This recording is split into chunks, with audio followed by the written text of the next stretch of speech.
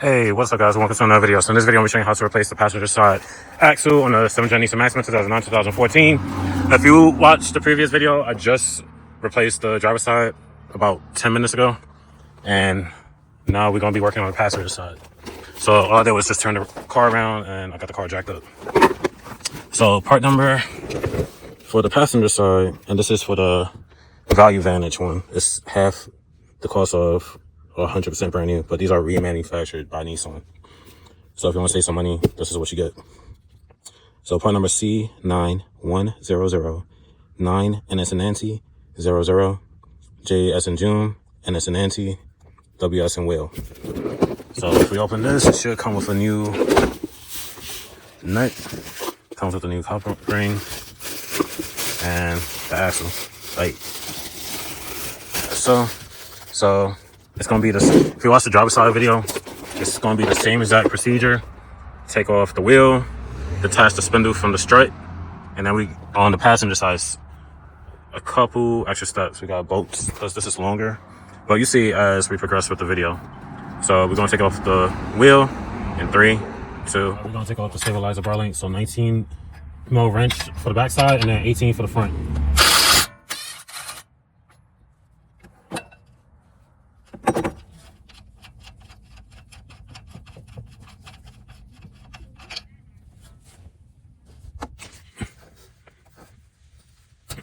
Alright, got one side out, other side out, and then we got a 10 mil that we got to remove. Alright, so break that loose, and then take out the 10 mil.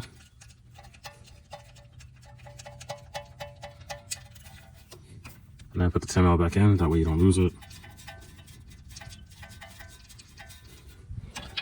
And then we're going to unravel this, just to get it away from where we're going to be taking out the axle.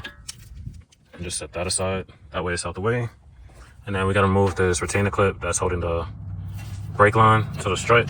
So just back it out.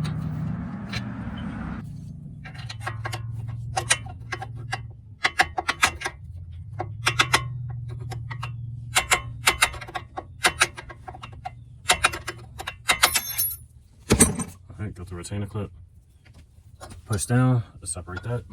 So you're gonna need 120 mil for this side and then another 21 mil for the opposite side. So this side I'm gonna use a 21 mil with a breaker bar, and then I'm gonna use a 21 mil with an impact on this side. And there's 2 of them.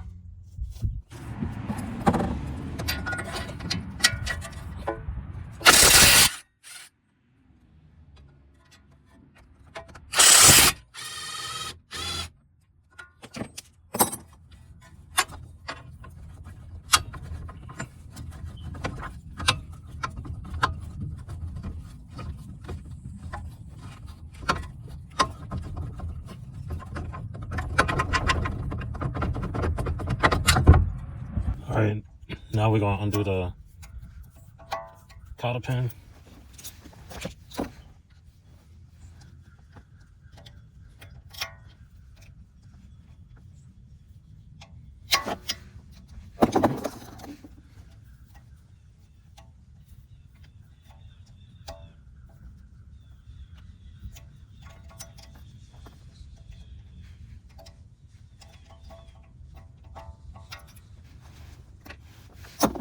Then we're going to switch to a 32 mil.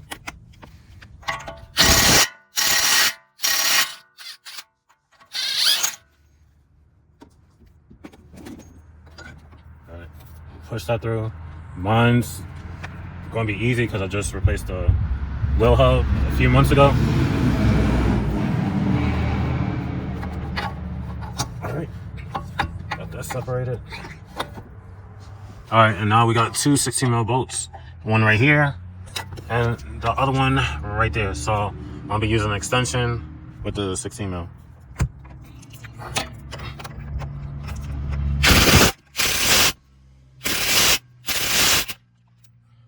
All right, so got the bolts out. Sorry, I didn't have an angle to put y'all so y'all can see me take it off. But I use a 1/2-inch drive extension. I forgot to note that before I start taking these out.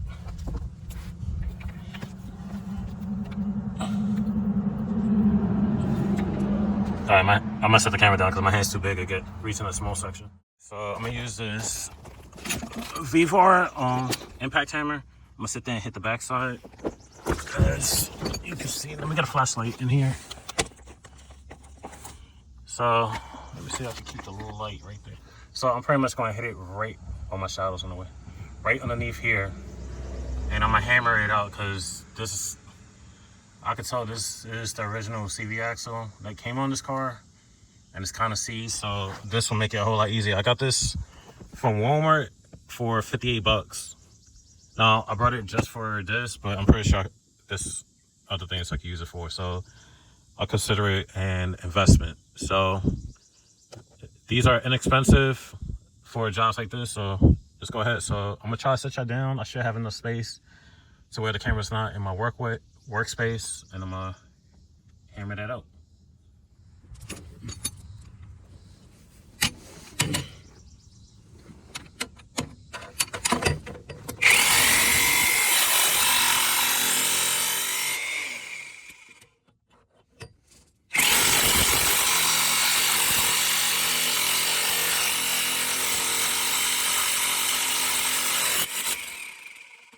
All right, so as you can see, it popped out.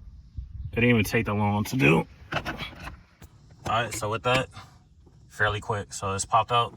So I'm gonna remove the jack handle so I could let this whole thing fall back so I could pull out the CV axle.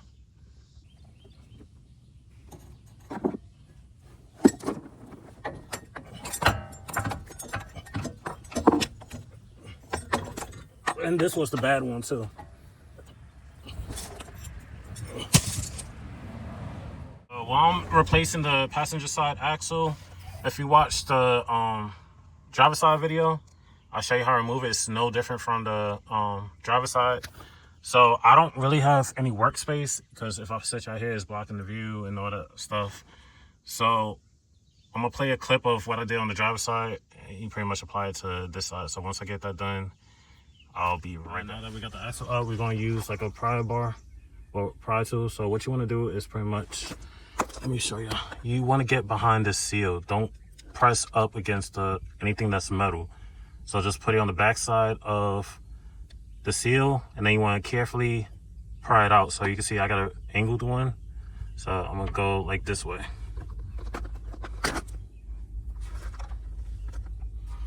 And then also I'm gonna put a glove behind, that way I'm not scarring up the side of where the axle sits. So there we go. Look back on the camera, I was blocking it. So what I was doing, what's the soft shoulder side? All right, so essentially what I was doing was getting the end, well the tip, and tapping this like that. And I did it all the way around.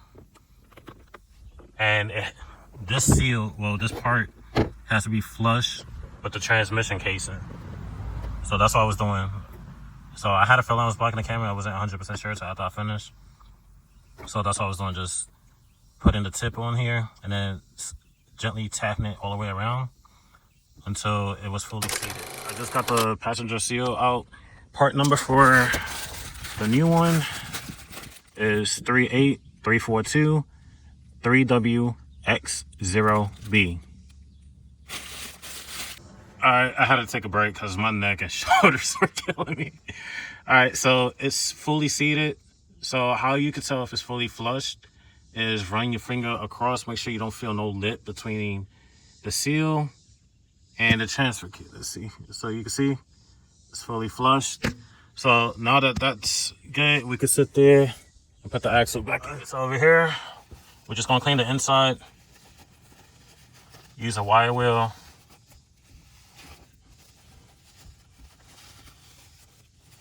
Which I already did. I didn't record it because, like I said, my arms and my neck is killing me from laying underneath the car and then tapping in the seal. All right, so I'm gonna finish cleaning it and then we'll apply the grease. All right, so we're gonna take this out. It's hot, don't mind a cup of water. It's like 90 something degrees out here. So there's a new axle.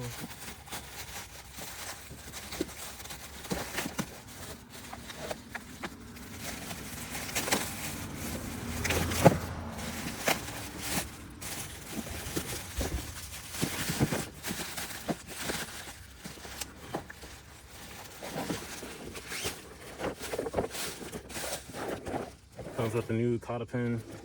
Comes with a new axle nut. Alright, so now that it's clean, we are going to apply some grease all around the inside to make installation easier. And if you ever had to take it out again, it won't be a pain. So just make sure you're generous with the grease. Don't be shy.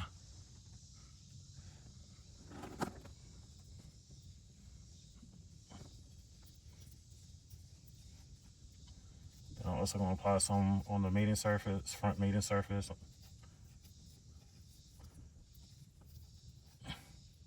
You don't have to do this. I'm just doing it. It's your preference.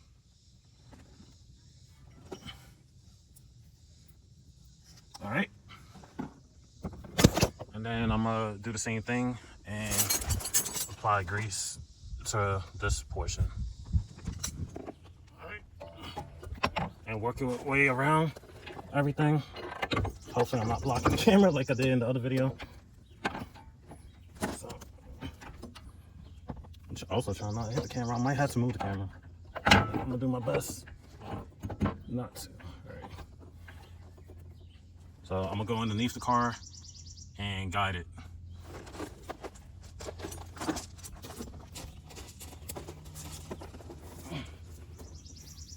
Oh, right on the money too. All right. I think I gotta turn. Yeah.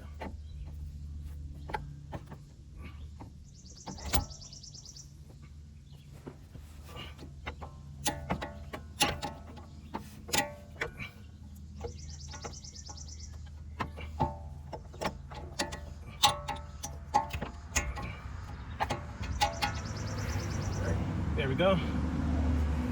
It's in.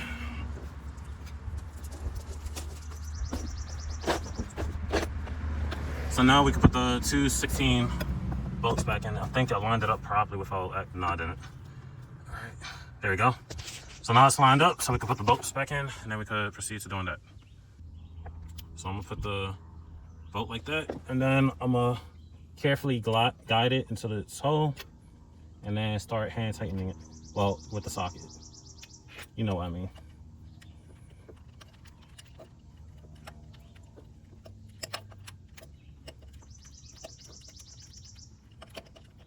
All right, that one's in.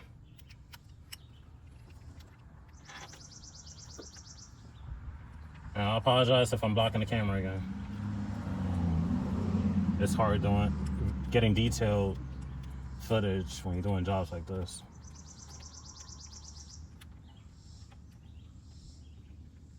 All right, that's tight. Let me get my impact.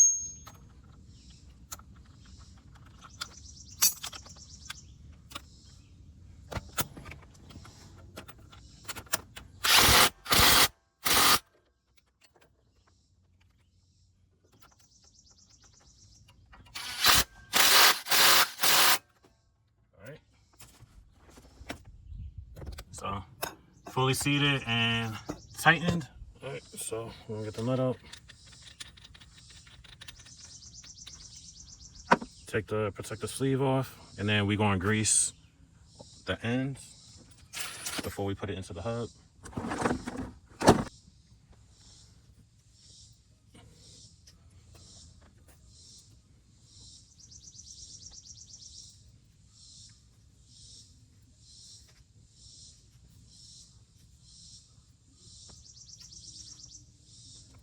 All right. Now we're going to guide it into the hub.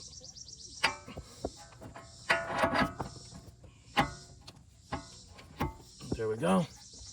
Let me make sure I don't accidentally get the speed sensor crushed in between. Put the nut on.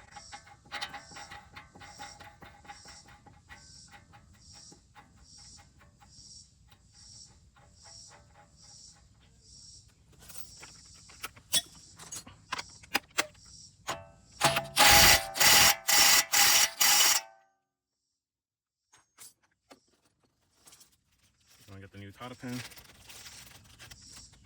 Feed that through.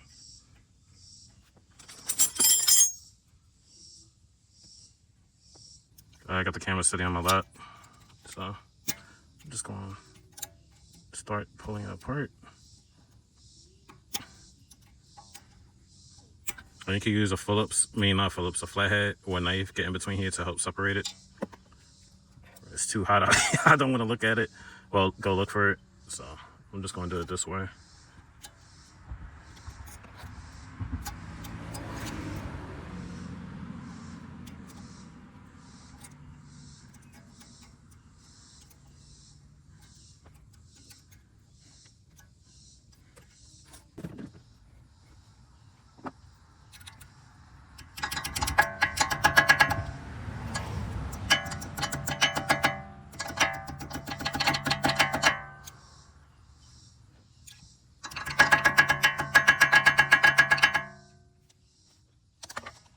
So what I'm gonna do now is get a jack, and I'm gonna jack it up from right here. That way I can have this level and then put it through. Well, that should be good. Let's see. I might not have to jack it up. So yeah, never mind. Well, the way I have it is I don't need to jack it up. So my hand tighten this too.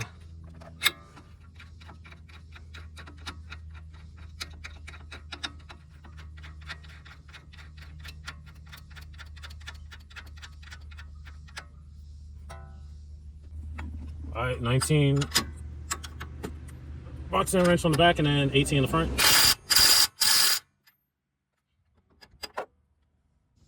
All right, so we're gonna put that right there and then get the retainer clip.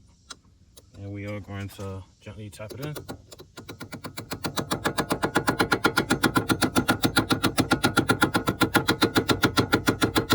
All right, so it's flush. Then you wanna put the sensor, wheel sensor back in. So it goes like that.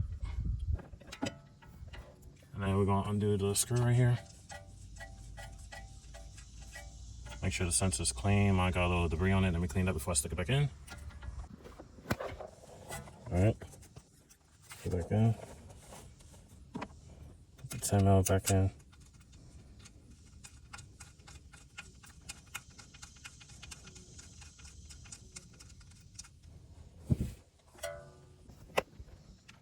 All right. All right, it's tight. All that's reassembled. So now we're gonna put these 2 bolts back in. All right, so we're gonna start putting these in. The nut goes on the front side, the bolt feeds through the back side.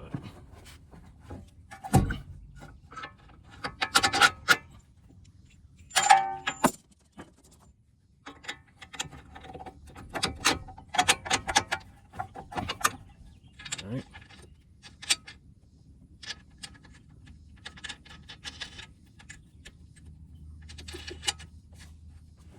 All right, 21mm on the front side. I'll be using a breaker bar, and then the other side use the 21mm. I'll be doing that with the impact.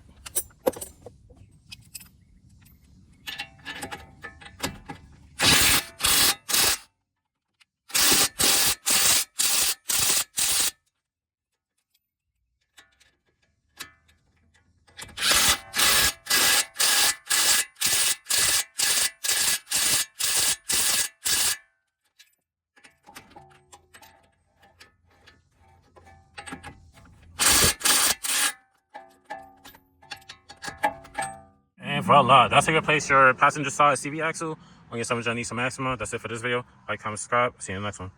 Peace.